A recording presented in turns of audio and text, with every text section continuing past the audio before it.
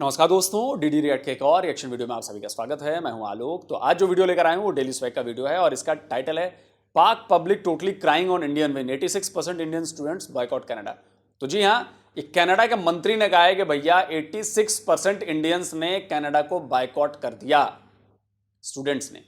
और स्टूडेंट की संख्या जो है वो भारी मात्रा में गिर गई है, भारी मात्रा में। जहां 1 लाख से ऊपर स्टूडेंट आते थे, अब शायद वो 14,000 या पता नहीं कितने हैं। इस तरह का डेटा आया, मैंने एक वीडियो में बताया था आपको। और उसकी वजह से $5 बिलियन से भी ज्यादा का चांटा पड़ा है भारत की तरफ से कनाडा को, उसकी इकोनॉमी में। $5 बिलियन। आप एक बिलियन के लिए तरसते हो ना IMF के आगे, नाक रगड़ते हो। हमारे स्टूडेंट्स ने $5 बिलियन एक ही बार में धर दिए कि जाओ बेटा निकल लो, उससे भी ज्यादा। और अभी तो इसकी शुरुआत हुई है। कनाडा को मैंने बोला था ना, भारी कीमत चुकानी पड़ेगी। अभी तो कुछ नहीं हुआ है, अभी तो और होना बाकी है। चलिए पाकिस्तान के लोग क्या कहते हैं देखते हैं। ज़बरदस्त हो गया। अगर मैं बात करूं इकोनॉमिकल लिहाज से इस टाइम कौन सी कंट्री ज़्यादा स्ट्रॉन्ग है, पाकिस्तान, बांग्लादेश या फिर हिंदुस्तान? कहने को दिल तो नहीं कर रहा, लेकिन इस टाइम है हिंदुस्तान। लेकिन फिर भी इंशाल्लाह हम आगे आएंगे। अल्लाह के फजल से वर्किंग हमारी चल रही है, बैकग्राउंड पे भी इदारे भी काम कर रहे हैं। इंशाल्लाह हम आगे आएंगे, उससे आगे जाएंगे इंशाल्लाह। अच्छा, तो कैसे हिंदुस्तान स्ट्रॉन्ग हो गया है आने वाले टाइम के? अगर पिछले टाइम की अगर हम बात करें तो एक ही टाइम पर दो मुल्क ने आज़ादी ली, लेकिन आज वो कहाँ और हम कहाँ रह गए हैं। आज वो हर किसी को बीट करते हुए जा रहा। एक टाइम था, रेस लगी हुई थी पाकिस्तान और इंडिया की। अगर इकोनॉमी की बात करें तो इक्वल आ रही थी, लेकिन आज इंडिया पकड़ा ही नहीं जा रहा किसी से, किसी के हाथ ही नहीं आ रहा। बड़ी बड़ी मुजम्मिल भाई, आप मुझे ये बता दो, कब पाकिस्तान की इकोनॉमी जो है वो भारत की इकोनॉमी के बराबर थी? कब, कौन से साल में, कितने बिलियन डॉलर्स की इकोनॉमी रही है? मैं फिर कहता हूं ना, थोड़ा पढ़ना लिखना बहुत जरूरी है, डेटा याद रखना बहुत जरूरी है। ये आपने बोल तो दिया हमारी और भारत की इकोनॉमी करीब करीब बराबर थी। बिल्कुल बराबर नहीं थी साहब, कभी आसपास भी नहीं फटकी है। मैं आपको पूरा डेटा दिखा सकता हूं, पिछले 50 साल का डेटा मैं दिखा देता हूं आपको। डेटा जब से सर्च करना हो सर्च कर लो। भारत और पाकिस्तान की इकोनॉमी कभी बराबर नहीं रही है, बहुत बड़ा गैप रहा है, बहुत बड़ा। हमेशा से, जब से पाकिस्तान पैदा हुआ है तब से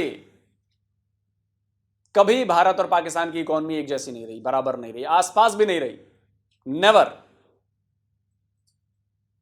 लेकिन हां, आप लोग आके बोल देते हो। यही तो गलत इंफॉर्मेशन है ना, यही मिस इंफॉर्मेशन है। सही इंफॉर्मेशन बोला करिए भाई साहब। ताकतें आके मिडिल ईस्ट आके उनके सामने झुक रहा, कैसे देखते हैं इन चीज़ों को? इन चीज़ों को देखा जाए तो बेसिकली इंडिया के पीछे ज़ाहिर है वो, हम इस चीज़ को ज़्यादा तो नहीं प्रोमोट करना चाह रहे। वो नॉन मुस्लिम है और उनको नॉन मुस्लिम जो हमारे दूसरे कंट्रीज़ हैं, बड़े अमेरिका हो गए, उन लोगों की पुष्टपनाही है, उसकी सपोर्ट उनको ज़्यादा है। और आपको पता है मुस्लिम कंट्रीज़ को ज़रा इस मामले में ज़रा पीछे रखा जाता है। सेकेंडली हमारा मुल्क एटमी पावर है, उस वजह से भी इसको ज़रा अच्छी नज़र से नहीं देखा जाता नॉन मुस्लिम कंट्रीज़ की वजह से। अबे तो रोका किसने है तुमको बे? 57 मुल्क हो तुम मुसलमानों के, लो सपोर्ट एक दूसरे से, सारी टोपी ट्रांसफर कर दो। नॉन मुस्लिम कंट्रीज है, अमेरिका हमारा ताऊ लगता है कि वो हमें सपोर्ट करेगा? कि चाइना हमारा चच्चा लगता है कि वो सपोर्ट करेगा? फर्जी वाड़े की बातें करना बंद करो तुम लोग।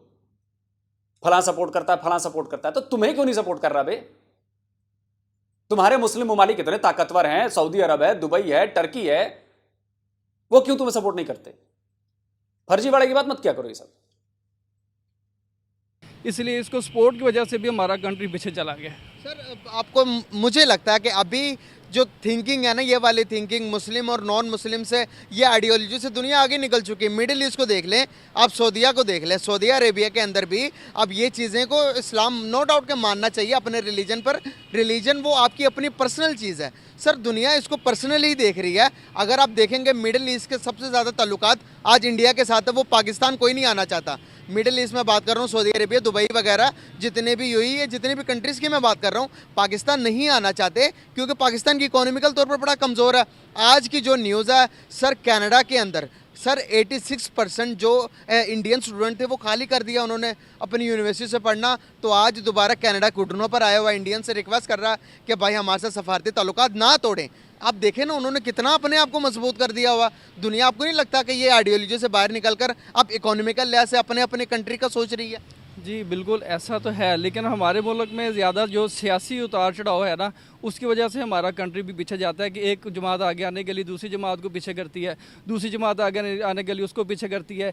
एक जमात अगर हुक्मरान में आई तो वो दूसरी जमात को पकड़ती है, गैर यानी कि क्या लेके गैर ज़रूरी केस बनाती है। तो इस वजह से एक दूसरे का ही क्या लोग टांगे खींचने में लगे हुए हैं, मुल्क की तरफ नहीं ज़्यादा देखा जा रहा, जिसकी वजह से भी हमारा मुल्क दिन ब दिन पीछे जा रहा है सियासी तनाज़ात की वजह से।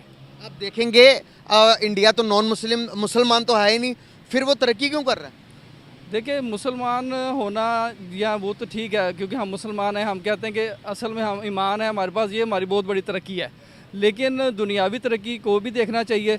उसमें यह है कि इंडिया ने आईटी के ऊपर बड़ा काम किया है, उन्होंने ईमान है आपके पास, ईमान सऊदी अरब वालों के पास है, ईमान यूएई वालों के पास है, ईमान थोड़ा बहुत टर्की वालों के पास भी है, आपके पास मत। कि आपके मुंह से ईमान शब्द अच्छा नहीं लगता, क्योंकि अगर ईमान होता ना आपके में तो आप प्रोग्रेस कर रहे होते। एक नंबर के मक्कार आप, एक नंबर के दोगले आप, एक नंबर के लालची आप, एक नंबर के बेईमान आप, और आप बात करते हैं ईमान की। अगर सच में आप ईमान वाले होते तो आज आप भिखारी क्यों हैं? सोचिएगा कभी इस बारे में। प्लानिंग की है, उन्होंने उसके ऊपर वर्किंग की है। हमारी का जो मुल्क है इसमें फ्यूचर प्लानिंग की बड़ी कमी है। वो कहते हैं कि आज का दिन गुजार लो, कल जो होगा देखी जाएगी। इसमें प्लानिंग का जो है बहुत बड़ा फैक्टर मैं समझूंगा कि इसमें होना चाहिए। हमारी सियासी जमातों को भी, हमारे इदारों को भी फ्यूचर प्लानिंग भी करनी चाहिए, ताकि आने वाले वक्त में जो हमारे नौजवान हैं उनके लिए एक अच्छा फ्यूचर उनको दिया जाए।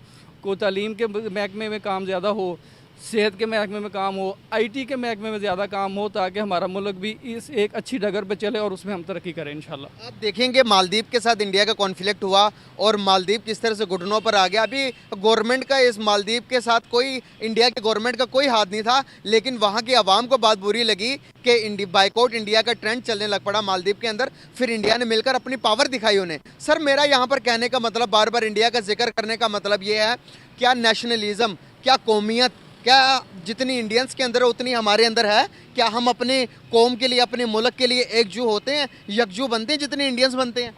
ये हमारे में बहुत बड़ा फुकदान है कि हमने जो क्या लें कि इख्ता नहीं है, हम लोग इकट्ठे नहीं हैं, इतफाक़ नहीं करते हैं। जब कोई ऐसा मसला होता है हर कोई कहता है जी हमारा दाल रोटी चल रही है, हमें किसी से क्या। तो ये चीज़ गलत है। एक मुसलमान है, हमें मुसलमान होने के नाते हमें हुक्म ये दिया गया कि हम इतफाक़ से रहें, इत्तेहाद से रहें। और कोई, लेकिन आपने हुक्म माना नहीं है। हम जो सच्चे मुसलमान हैं, हम जो ये हैं, हम जो हैं, लेकिन जो हुक्म है वही नहीं मानते हैं आप लोग। तो काय बात के सच्चे मुसलमान भाई, फर्जी मुसलमान हैं आप लोग। जब हुक्म ही नहीं मानना है, जब हुक्म दिया गया है वही काम नहीं करना है, तो आप लोग को शर्म नहीं आती बोलते हुए कि हम लोग सच्चे मुसलमान हैं? कोई प्रॉब्लम हो तो हम इकट्ठे होकर उसको जवाब दें, ताकि अगले बंदे को घुटने टेकने पड़ें। लेकिन ये हमारा मसला है कि हम लोग इकट्ठे नहीं होते, अपनी दाल रोटी के पीछे पड़े हुए हैं। अगर मुकाबले की बात करें इंडिया के साथ, क्या इकोनॉमिकल सतह पर, क्या आईटी में, क्या किसी भी सेक्टर के अंदर मौजूदा टाइम के अंदर, अगर हम फैक्ट्स पे बात करें, अगर हम सच गो होकर देखें, तो क्या उनका मुकाबला करना पॉसिबल है? पाकिस्तान हमारे लिए इंडिविजुअली तौर पर, मेरे लिए, आपके लिए, किसी भी सेक्टर के अंदर बात करें तो क्या मुकाबला कर सकते हैं उनका मौजूदा टाइम के अंदर? जी इंशाल्लाह मुकाबला करेंगे और कर भी रहे हैं। करेंगे नहीं सर, कर सकते हैं या नहीं कर सकते? आपने सच बताना, क्योंकि इस मुल्क के साथ वही बंदा इस टाइम मुखलिस है जो सच बेस पर बात करे। क्योंकि अगर हम चीज़ें छुपाते रहेंगे, हम कहते रहेंगे नहीं भाई हम उनसे बड़े आगे हैं, ये चीज़ें जब तक हम मानेंगे नहीं ठीक होंगी। नहीं, ये बात तो कन्फेस करनी चाहिए कि वो हमसे तरक्की में आगे है, और हमें भी इंशाल्लाह अपना ये नहीं चीज़ देखनी चाहिए कि जी वो तरक्की में हम पीछे हैं। हमें खुद अपने जो मामलात हैं, बुनियादें, उनको देख के जो ग्रोइंग सेक्टर है उनके ऊपर काम करना चाहिए, ताकि हम भी ग्रो करें इंशाल्लाह। और हम इंशाल्लाह इंडिया से भी आगे जाएं, और जाएंगे इंशाल्लाह। वही बात है, जाएंगे वाली बात इंसान तभी करता है जब अच्छी उम्मीद हो। तो उम्मीद को कभी नहीं छोड़ना चाहिए। ये नहीं कहना चाहिए कि जी हम बहुत पीछे, हमारा दुश्मन हमसे आगे है तो हम पीछे ही रहेंगे। तो इंशाल्लाह हम एक कौम हो के, यकजा हो के, हमें और ईमानदारी के असूलों पर चल के और इंशाल्लाह तरक्की करनी चाहिए, और इंशाल्लाह तरक्की करेंगे। बात करें तो पहले नंबर पे ऑफ कोर्स इंडिया आएगा। अच्छा, उसकी बेसिक वजह यह है कि उनके अपने मुल्क के अंदर बहुत सी मतलब ऐसी जो उनको मिलती हैं फैसिलिटीज़, वो पाकिस्तान में नहीं दी जाती। छोटी चीज़ से लेके बड़ी चीज़ तक, जैसे कि आप देख लें, डांस परफॉर्मेंस देख लें, सिंगिंग देख लें। हमारे मुल्क में चीज़ों को समझा नहीं जाता कुछ। ठीक है। और उनके जो सा इंडियन आइडल एक मोस्ट जो सा मतलब ओवररेटेड चीज़ है, वो ज़्यादा हाइप है उस चीज़ की। पाकिस्तान के अंदर बिल्कुल उन्हें वो कॉपी की है, लेकिन वो मज़ा नहीं आया उस चीज़ का। अच्छा, आप क्या कहना चाहेंगे? सर मैं इसमें यही कहना चाहूँगा कि देखिए कि पाकिस्तान में एक ये सिनेरियो, इंडिया में ये चल रहा है कि वो मुसलमानों को उनके हकूक़ नहीं मिलते, लेकिन पाकिस्तान में मिलते हैं। इंडिया वालों को एक यही डाउट है, लेकिन वहाँ के जो मुसलमान है ना उनको भी इस बात से एक मिनट मैं रोकूंगा, क्या उनकी बात से एग्री करते हैं कि वहाँ पर मुसलमानों को उनके हकूक नहीं मिल रहे होंगे क्या? किसी हद तक भाई की बात ठीक है, लेकिन किसी हद तक गलत भी है। हकूक़ की बात अगर की जाए तो वो ये है कि जो बेसिक राइट्स हैं, जो मतलब हर मुसलमान के होने चाहिए, वो तो हर इंसान के होने चाहिए, मुसलमान होने चाहिए, ठीक है, वो तो ऑलमोस्ट नहीं है। लेकिन जो मुस्लिम्स वहाँ पे हाई अथॉरिटीज़ पे बैठे हैं, उनको किसी हद तक वो फैसिलिटीज अवेल करते भी हैं। अब मुझे एक बात बताओ, हम यहाँ पर मुसलमान हैं, हम हमारा मुल्क पाकिस्तान है, क्या आपको यहाँ पर 100% राइट्स मिल रहे हैं? बिल्कुल नहीं मिल रहे। आपको मिल रहे हैं? नो सर बिल्कुल भी नहीं। पहले अपने आप को 100% राइट्स दें, फिर अगले बंदे को ना कहें कि भाई तुम नहीं दे रहे, हम तो दे रहे हैं। जब हम ही नहीं दे रहे तो अगले को लेकिन मुजम्मिल भाई, मैं पहले भी गुजारिश कर चुका हूं, फिर एक बार गुजारिश करूंगा कि जब भी ऐसा कोई बंदा मिले जो कहता है कि जी भारत में मुसलमानों को राइट्स नहीं मिले, तो उनसे स्पेसिफिक पूछे कि किस तरह के राइट्स जो आपको यहां पर मिल रहे हैं पाकिस्तान में, और यही वाले राइट्स भारत में नहीं है। जैसे क्या उनको नमाज नहीं पढ़ने दी जाती, क्या उनको मस्जिद में नहीं जाने दिया जाता, क्या तबलीग नहीं कर सकते वो, क्या उनको नौकरियां नहीं मिल रही, क्या वो सरकारी नौकरी में नहीं है, क्या उनको पढ़ाई में पीछे रखा जाता है, क्या उनको बिजनेस में पीछे रखा जाता है, क्या उनको इंसाफ नहीं मिलता।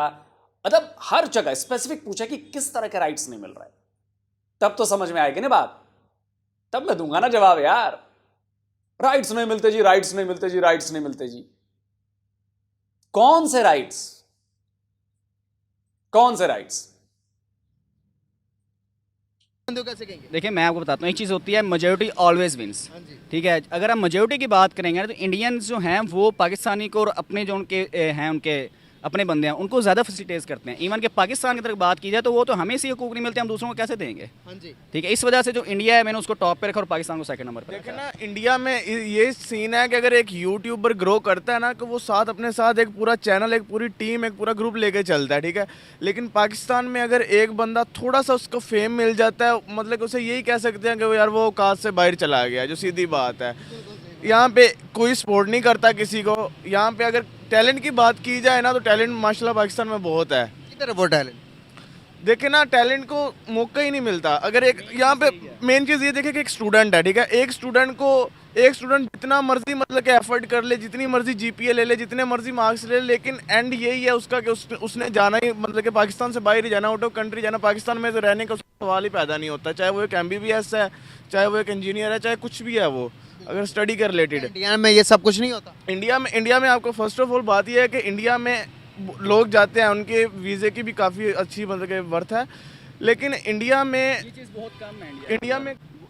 इंडिया में कुछ ऐसे सब्जेक्ट्स हैं, देखे कि जैसे कि मेडिकल की फील्ड्स ऐसी हैं जहाँ के बहुत ज़्यादा स्कोप है और उनके किसी किस्म का कोई ज़्यादा इश्यूज़ नहीं होता है इतना स्टूडेंट को, जिस कदर पाकिस्तान में हो रहा है। आप बेसिक चीज़ देखें ना, जो बेसिक है MBBS और IT, आप इस बात से एग्री करेंगे कि जो IT डिपार्टमेंट इंडिया का है, वो उसके मुकाबले में पाकिस्तान मुझे नहीं लगता 10% भी है। उसकी वजह क्या है? उसकी वजह यही है कि उनको स्टेज परफॉर्मेंसेस बहुत ज़्यादा हैं। वहाँ पे बहुत सारी फैसिलिटीज़ हैं जिनको आप अवेल कर सकते हो, IT डिपार्टमेंट के अंदर भी और MBBS डिपार्टमेंट के अंदर। अब MBBS डिपार्टमेंट एक ऐसा डिपार्टमेंट है जो कि होना चाहिए, हर मुल्क के अंदर होना चाहिए। उसकी इकॉनमी स्टेबल है या नहीं है, वो लाजमी है, होना चाहिए, ठीक है। अब पाकिस्तान के अंदर जो है MBBS डिपार्टमेंट की बहुत पीछे है अभी। इंडिया के अंदर आप किस मर्जी सर्जरी करवा लें, वो आपको 90% गारंटी देते हैं। इवन के पाकिस्तान यहाँ से जाते हैं। इवन के पाकिस्तान के अंदर अगर आपने लीवर ट्रांसप्लांट भी कराना है, छोटे से छोटी भी काम करवाना है, तो वो कहते हैं जी पहले आप हमें लिख के दें, उसके बाद हम करेंगे। बात तो बेसिक चीज़ है। अभी जो कॉन्फ्लिक्ट चल रहा है, जो मेन टॉपिक है जिस पर बात करना चाह रहा हूँ, कनाडा ने कुछ टाइम पहले की बात होगी, खालिस्तानी को वहाँ पर मारा और इल्ज़ाम लगाया इंडिया पे। इंडिया ने सफारती खाने पर गवर्नमेंट की सतह पर बाइकआउट शुरू कर दिया। तो आज कनाडा को इतना नुकसान हुआ है कि 86% जो इंडियन स्टूडेंट थे उन्होंने भाई एडमिशन लेना बंद कर दिए, वहाँ पर जाना बंद कर दिया कनाडा के अंदर, और सब कुछ ख़त्म कर दिया कनाडा का। कनाडा के हाई कमांडर कह रहे हैं कि भाई, हाई कमांड की अभी एक ट्वीट आई है, वो कहते हैं कि भाई इंडिया ने बाइकआउट किया तो हम रोड पर आ गए हैं। कैसे देखते हो आप? एक इंडिया का ये देखने को मिल रहा, दूसरी तरफ अभी जो मालदीव और इंडिया के दरमियान जो कॉन्फ्लिक्ट चल रहा था, जो कि नरेंद्र मोदी के अगेंस्ट, जो कि मालदीव के अंदर जो इंडियन आर्मी थी उनको निकालने का ट्रेंड चल रहा था, जिसकी वजह से गवर्नमेंट की सतह पर नहीं, इंडिया की गवर्नमेंट ने अभी कोई कदम नहीं लिया, लेकिन वहाँ की आवाम ने क्या किया, एकजुट होकर मालदीव के अंदर जाने वाले हर फ्लैट को कैंसिल किया और वहाँ पर होटल्स की बुकिंग को कैंसिल कर दिया। मालदीव भी घुटनों पर आ गया। उनके हाई कमीशन जिन्होंने इंडिया के बारे में अगेंस्ट कमिट किए थे उनको भी नौकरी से निकाल दिया। आप मुझे बताएं कितनी बड़ी पावर बन गया इंडिया, किस तरह से ये पावर बना जाता भाई इस तरह? देखें, मैंने आपको शुरू में एक बात कर दी, उनके पास सेकंड ऑप्शन बहुत अच्छा है इंडिया के पास। उनको पता है अगर हम कनाडा में सही तरह नहीं रहेंगे, अगर हमारे साथ कोई भी प्रॉब्लम आएगी और हम पाकिस्तान अपने मुल्क वापस आएंगे, इंडिया अपने मुल्क वापस आएंगे, तो हमें कोई इतना बड़ा इशू नहीं होगा। पाकिस्तान जो है वो तो खुद ही मतलब ऐसी सिचुएशन के अंदर है, वो तो खुद अभी तक इस तरह स्टैंड नहीं कर पाया, ठीक है। तो आप, और दूसरी वजह इसकी ये भी है कि हमारी मजबूरी है, ठीक है, हमारी मजबूरी है, हमें चाइना से अमेरिका से एड लेनी पड़ती है, उसके बगैर हमारा गुजारा नहीं है।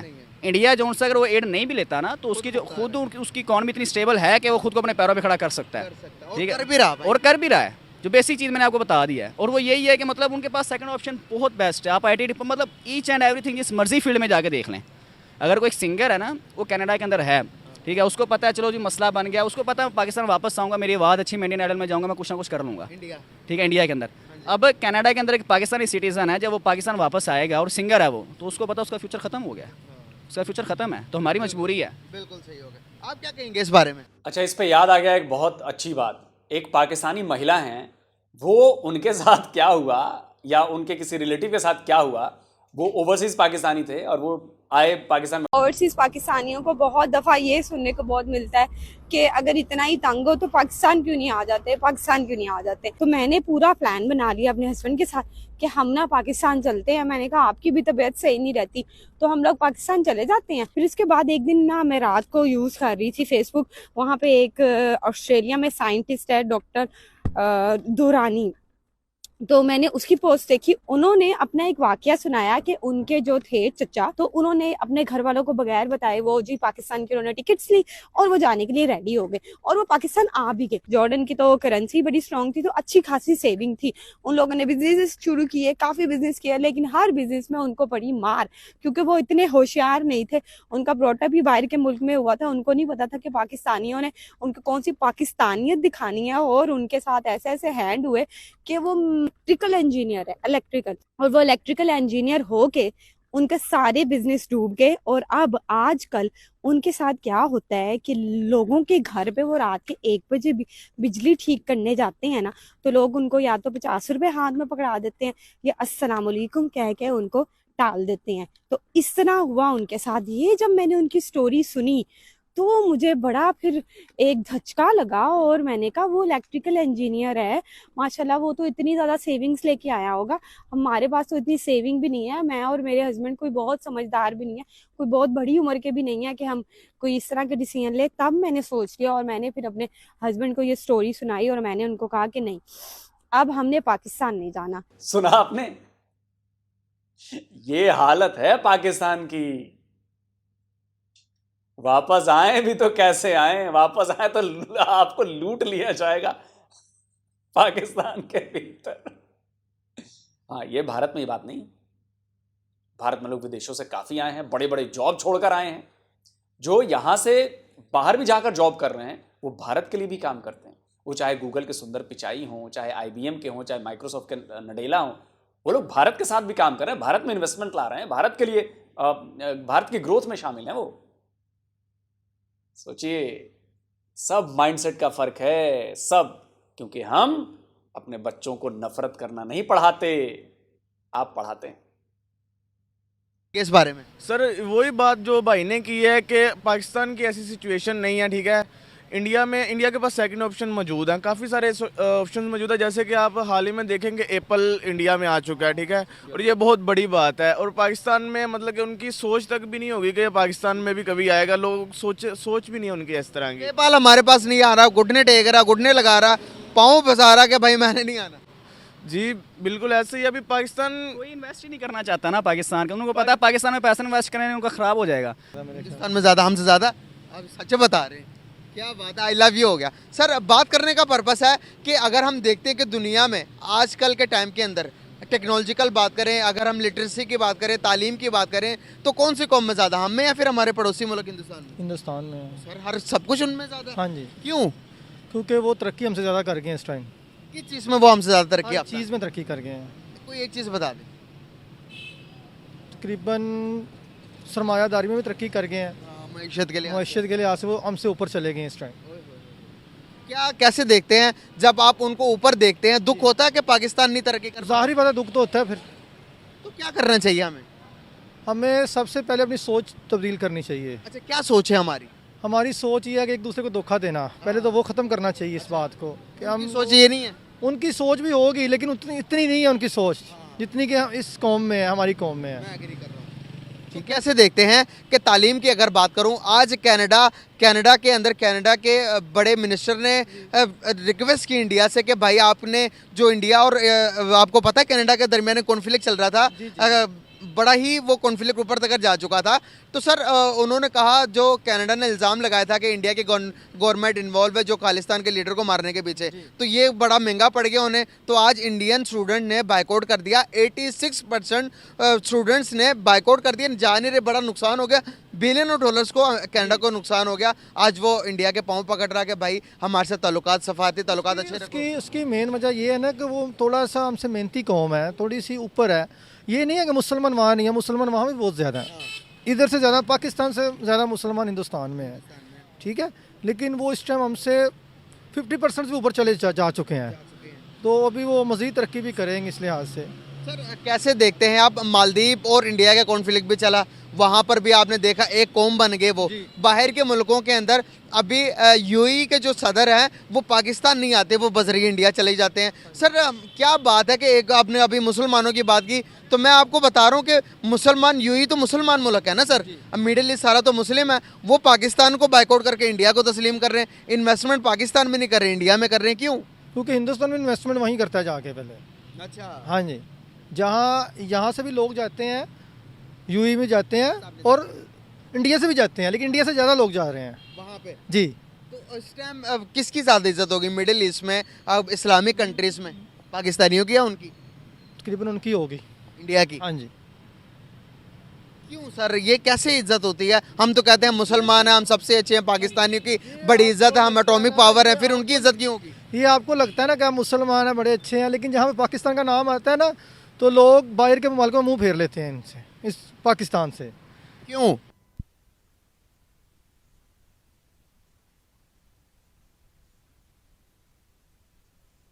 चलिए भाई, ऑडियो इसकी आ नहीं रही है, कुछ प्रॉब्लम है, पता नहीं। तो चलिए भाई, वीडियो आपने देख लिया, लोगों की राय आपने सुन ली। देखिए दिक्कत क्या है ना, दिक्कत मैंने कहा ना, माइंडसेट की दिक्कत है। हमारे लिए हमारी कंट्री फर्स्ट है, आपके लिए आपका रिलीजन फर्स्ट। बस यहीं पे बात खत्म हो जाती है। देखिए रिलीजन हमारे लिए हमारी निजी चीज़ है और हम उस पर टिके हुए हैं, हम उसको कोई कमज़ोर तो नहीं कर रहा, हम उस पर टिके हुए हैं, हम उस पर अड़े हैं। जो चीज़ कमज़ोर है उस पर काम करेंगे ना। हमारे भारत की पॉलिसी कमज़ोर थी या भारत का छवि कमज़ोर थी, तो हमने उस पर काम किया और उसको बेहतर किया हमने। रिलीजन तो हमारा है यार, रिलीजन में सरकार का क्या काम, देश का क्या काम, कोई काम नहीं। रिलीजन हमारा है और हम उसे मानते हैं, हम उस पर फॉलो करते हैं, उसको उसी पर चलते हैं। तो हमारे लिए तो वो चीज़ भैया बेहतर है, तो बेहतर को और क्या बेहतर करना है। जो चीज़ बेहतर नहीं है उसको करना है।